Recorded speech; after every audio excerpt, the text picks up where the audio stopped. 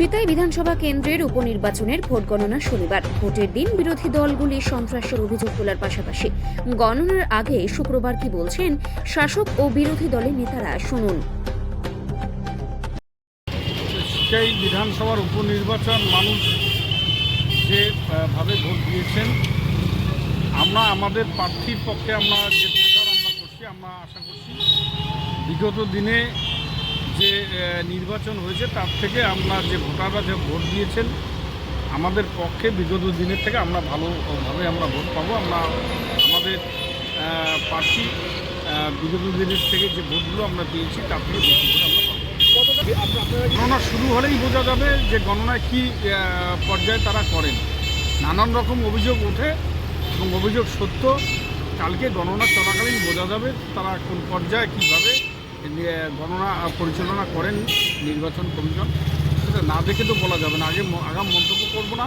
তবে আশঙ্কা থাকে তারা বর্তমান শাসক দলের পক্ষেই তারা কাজ করে আসছে। এবার হয়তো তার ব্যতিক্রম হয়তো করবে না, যে বিগত দিন যেভাবে তারা করছেন সেইভাবে চালানোর চেষ্টা করবেন। আমরা এ ব্যাপারে আমাদের দিক থেকে আমরা সূক্ষ্মভাবে আমাদের যারা এজেন্ট থাকবেন তারা সূক্ষ্মভাবে দেখে তারা কাউন্টিং এজেন্টে তারা অংশ নেবেন। বাবার প্রশ্ন নেই, যেটা অনিবার্য। 6টা সিটে 6টাই, এবং আমরা এটা বলতে পারি সিতাইয়ের মার্জিন বিশাল। কত বিশাল সেটা কালকে বিজেপি তো এর আগে গণনার আগের দিনেও ওরা বলছিল 200 সিট পাবে, সেটা তো ফলাফলই দেখা গেছে। এবারও একই হবে, রসগোল্লা। এগুলো আপনাদের বলে, গ্রামে গিয়ে এগুলো বললে ওদের চামড়াই থাকবে না। বলার কিছু নেই। আপনারা দেখেছেন যে যখনই পশ্চিমবঙ্গে ভোট আসে তা ভোটের নামে প্রহসন হয়। কীভাবে ভোট হয়েছে আমরা দেখেছি। বুথ ক্যাপ্টেন থেকে শুরু করে পোলিং এজেন্ট বের করা বিরোধীদের সব হয়েছে। আমরা চাই যেটা কালকে কাউন্টিং আছে, অন্তত কাউন্টিংটা যাতে সুষ্ঠুভাবে হয় সেটা আমরা দাবি রাখছি। আর আপনারা দেখেছেন যে পুলিশ মন্ত্রী তিনি নিজেও বলছেন যে পুলিশ তোলাবাজি করছে, চুরি করছে। পশ্চিমবঙ্গে কোথায় দাঁড়িয়ে আছে সেটা আমাদেরকে ভাবতে হবে।